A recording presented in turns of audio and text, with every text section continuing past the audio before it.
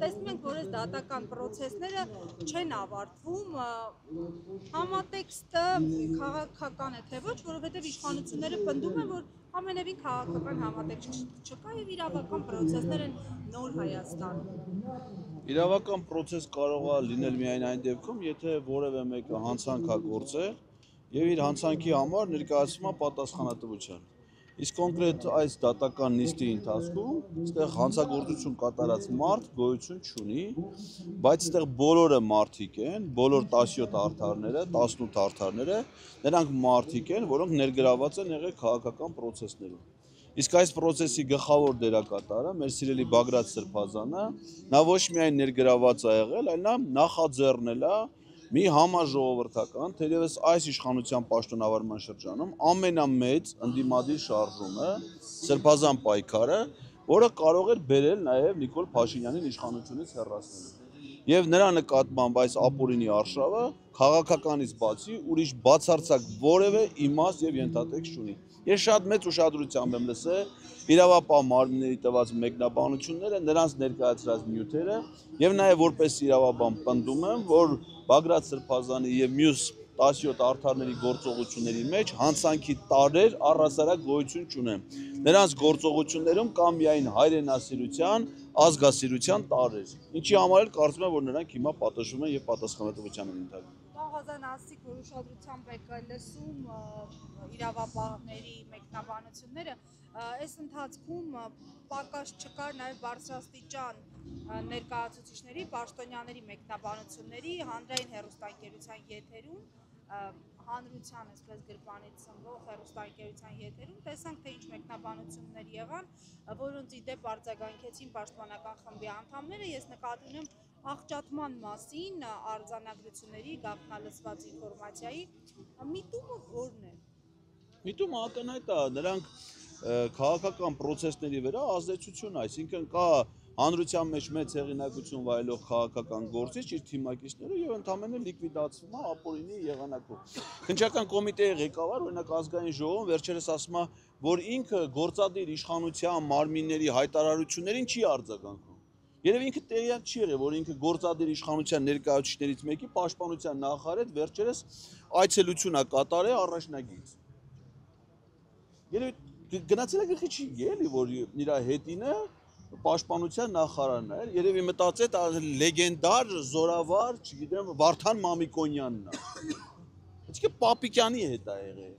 Գործադիր իշխանության, որին ասենք ինքը մեղադրանք առաջադրելու իրավունք, եթե ինքը նրանց հետ աշխատանքային հարաբերությունների մեջ է, մնացած պատմությունները, որ պատմում են, ինչի մասին է։ Պարոն Ղազարյան, հանգուցալուծումը ինչպես եք տեսնում։ Այս անընդհատ այսպես խոսել,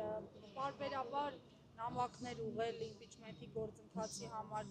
արդյունավետությունը երբ կերևա արդյունքը, երբ կլինի ձեր ուզած արդյունքը նկատի ունեմ, որ ձեր պահանջը իրականություն դառնա, այս իշխանությունները չներկայացնեն Հայաստանի Հանրապետությունը։ Իմպիչմենտը դա իմ ընկալումներով, իմ պատկերացումներով միակ սահմանադրական օրինական ճանապարհն է Նիկոլ Փաշինյանի իշխանությունից հեռացնելու։ Ցավոք սրտի ես չեմ տեսնում անգամ այդ գործընթացի նախաձեռնություն ցուցաբերած 34 падգամավորների գործողություններում ակտիվություն, շահագրգիռ մասնակցություն իրենց նախաձեռնությունը առաջ մղելու համար։ Ազգային ժողովում անցած շաբաթ ավարտվել բյուջետային քննարկումները մշտական հանձնաժողովներում։ Բյուջեի նախագիծը դա առիթն է վարչապետին անվստահություն հայտնելու համար։ Եվ մի բառ այդ մասին որևէ մեկը չի խոսում։ Իսկ ո՞րն է այս խնդրի լուծումը։ Խնդրի լուծումը Նիկոլ Փաշինյանի իշխանությունից հեռացնելն է։ Մենք մեր ժողովուրդը պիտի ընկալի մի բարձ ճշմարտություն, որ սա հայկական իշխանություն չի, սա թրքական իշխանություն է։ Մեր ժողովուրդը այլևս հայտնվել է թուրքերի տիրապետության ներքո։ Իսկ երբ որ հայտնվում ենք թուրքերի տիրապետության ներքո, այս ժամանակ մեր ժողովուրդը ինչ արի, երբ որ ոչ միայն տիրապետության ներքո, այլև բռնաճնշումների է ենթարկվում։ Դուրս է եկել ազգային ազատագրական պայքարի։ Այդպես եղել է Սասունու ինքնապաշտպանություն, այդպես եղել է Զեյթունի։ Հիմա պարտադիր չի դա լինի զենքով, զրահով եւ այլն։ Պետք է մարդիկ դուրս գան իրանց սեփական իրավունքների պաշտպանության պայքարին, որպես ազգային ազատագրական պայքար։ Հիմա Արցախում, երբ որ 80 թվին մեր ժողովուրդը ճնշվում էր ադրբեջանական իշխան, ինչ արին մարդիկ, դուրս եկան Ղարաբաղյան պայքարի,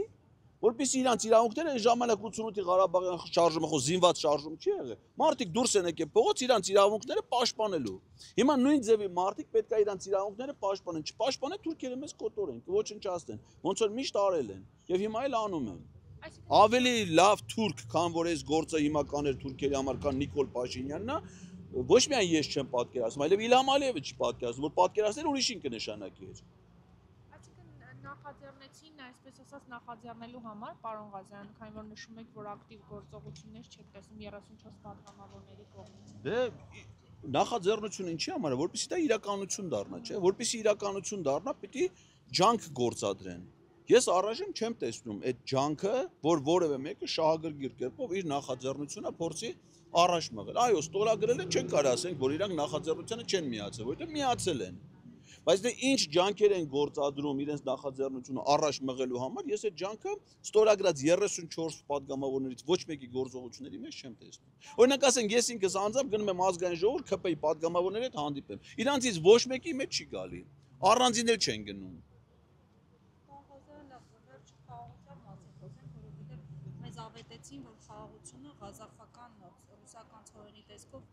գալիս է Հայաստան, կարծեք ռուսական ցորենի տեսքով արդեն հասել է։ Զգացել եք։ Դա կուտ է, ասենք հավերին, որ կերակրում են, չէ՞, կուտ ու տալու արտահայտությունը ինչու՞մ է, որ ինչ-որ հենց հացահատի, գարի ցանում ես, հավերը հավաքվում են, ինչի համար, որ հեշտ բռնես, մորթես։ Այդ կուտը դրա մասին է ընդամենը, որովհետև ինչքան ես գիտեմ, մենք մինչև հիմա էլ ենք հաց կերել, ու այդ հացահատիկը եկել է Արցախից, շատ քիչ մասը արտադրվել է Հայաստանում, մյուս մասը Ռուսաստանից։ Այսինքն Գևորգ Պապոյանը չի հացի գյուտի հայտնագործության հեղինակը։ Ասում են ինքնարժեք հավելից ադրել։ Բայց չի ասում, որտեղ ելը ասում է ես տենց հաշվարկ չունեմ, ոչ, ասենք եթե մի ժամանակ ցորենը գալիս է Ռուսաստանից, Վրաստանի տարածքով Հայաստան, հիմա ինչ որ Ադրբեջանն էլ ավելացի այդ մարշրուտի մեջ, թե ինչի չգիտեմ։ Երբ որ ասենք առանց Ադրբեջանի էլ մինչև հիմա Վրաստանի տարածքով գալիս էր։ Հիմա Ադրբեջանը ավելացել է իր բարի կամքի դրսևորումը, կարար չավելանար եւ բարի կամքը չդրսևորեր։ Եվ Հայաստանն է ԵԱՏՄ-ի անդամ, եւ Ռուսաստանը եւ Ղազախստանը։ Հիմա մեր միասնական տնտեսական մաքսային տարածքում ապրանքի շրջանառության համար մենք Ադրբեջանի կարիքը որտե ունենք, չգիտեմ Գևորգ Պապոյանը եւ Նիկոլ Փաշինյանը ինչով են դա բացատրում։ Դա ընդհանրապես ընդամենը քաղաքական իմաստ ունի, ցույց տալու Ադրբեջանի բարեսիրտ վերաբերմունք Հայաստանի նկատմամբ, ինչի համար իրանք մեղրին հանձնել են Ադրբեջանին, որովհետև այն ինչ որ տեղի ունեցել, դա օգոստոսի 8-ով դա մեղրին Ադրբեջանին հանձնելու ծրագիր է։ Նիկոլ Փաշինյանը հայտարարեց այսօր, որ Հովանավանքում երիտասարդի բերանը փակելով դուրս հանելը դա իր իսկ անվտանգության համար էր արվել։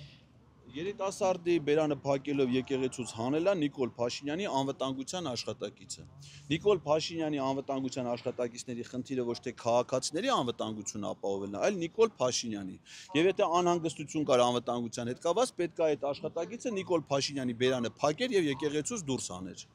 Բայց այնտեղ սխալ գործողություն է տեղի ունեցել, որովհետև իրականում նպատակը այդ չէ, իրականում նպատակ եղել է քաղաքացուն լռեցնելը, հավատավոր քաղաքացուն, որը գնացել էր ի տարբերություն հանրահավաքի մասնակիցների,